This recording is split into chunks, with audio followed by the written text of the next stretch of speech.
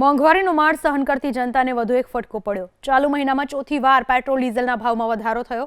આજથી પેટ્રોલમાં પ્રતિ લીટર ₹2.61, ડીઝલના ભાવમાં ₹2.71નો વધારો થયો। નવા વધારા બાદ દેશના મુખ્ય મહાનગરોમાં પેટ્રોલ અને ડીઝલના ભાવ સર્વોચ્ચ સપાટીએ પહોંચી ગયા છે। નવા ભાવ આજથી અમલી બનતા મોટાભાગના શહેરોમાં પેટ્રોલનો ભાવ ₹100ને પાર થઈ ગયો। અગાઉ 23મી મેના રોજ ત્રીજી વખત પેટ્રોલના ભાવમાં 87 પૈસા પ્રતિ લીટર અને ડીઝલના ભાવમાં 91 પૈસા પ્રતિ લીટરનો વધારો ઝીંકાયો હતો। આ વધારા સાથે મે મહિનામાં અત્યાર સુધીમાં પેટ્રોલ અને ડીઝલ અંદાજે ₹5 જેટલા મોંઘા થઈ ચૂક્યા છે, જેના બાદ આજના વધારા સાથે પેટ્રોલ ડીઝલ હવે પ્રતિ લીટર ₹7.35 મોંઘા થઈ ચૂક્યા છે। આવી જ રીતે ડીઝલ આજના વધારા સાથે ₹7.53 મોંઘું થયું છે। વૈશ્વિક સ્તરે સતત વધી રહેલા ભૌગોલિક રાજકીય તણાવ અને ઉર્જા બજારમાં ઉતાર ચઢાવને કારણે આયાત ખર્ચ વધી ગયો છે। દેશમાં ઇંધણનો પુરવઠો સ્થિર રાખવા માટે આ ભાવ વધારો કરવો જરૂરી બન્યો હતો। સરકારના મતે ઇન્ડિયન ઓઇલ, ભારત પેટ્રોલિયમ અને હિન્દુસ્તાન પેટ્રોલિયમ જેવી સરકારી કંપનીઓ આંતરરાષ્ટ્રીય બજારમાં ક્રૂડ ઓઇલની ઊંચી કિંમતોને કારણે ખોટમાં ચાલી રહી હતી।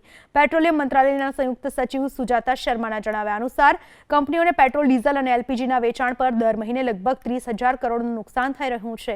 આ પહેલા સરકારે પેટ્રોલ અને ડીઝલના ભાવ સ્થિર રાખવા માટે સ્પેશિયલ એક્સાઇઝ ડ્યુટીમાં ₹10.10નો ઘટાડો કર્યો હતો। પેટ્રોલ પરની ડ્યુટી ₹13 પ્રતિ લીટરથી ઘટાડીને ₹3 કરવામાં આવી હતી, જ્યારે ડીઝલ પર ₹10થી શૂન્ય કરવામાં આવી હતી। કેન્દ્ર સરકાર દ્વારા 1 લીટર પેટ્રોલ ઉપર કુલ ₹21.90 એક્સાઇઝ ડ્યુટી વસૂલવામાં આવતી હતી। સ્પેશિયલ એડિશનલ એક્સાઇઝ ડ્યુટી ઘટ્યા પછી તે 11.90 રહી હતી। એવી જ રીતે 1 લીટર ડીઝલ ઉપર કુલ સેન્ટ્રલ એક્સાઇઝ ડ્યુટી ₹17.08થી ઘટી ₹7.08 ઉપર આવી ગઈ હતી। આ તો બહુ મોંઘવારી માર પડી રહ્યો છે પબ્લિકને। પહેલાં કોંગ્રેસના જમાનામાં 10 પૈસા દૂધના વધતા તો હલ્લો કરતા હતા, હવે ₹100 વધે તો બી કોઈ હલ્લો કરતું નહીં, એટલે બહુ માર પડી રહ્યો છે પબ્લિકને। પહેલાં 75-80માં 10 પૈસા વધતા દૂધ પર તો બધું વડોદરા એકઠું થઈ જતું હતું।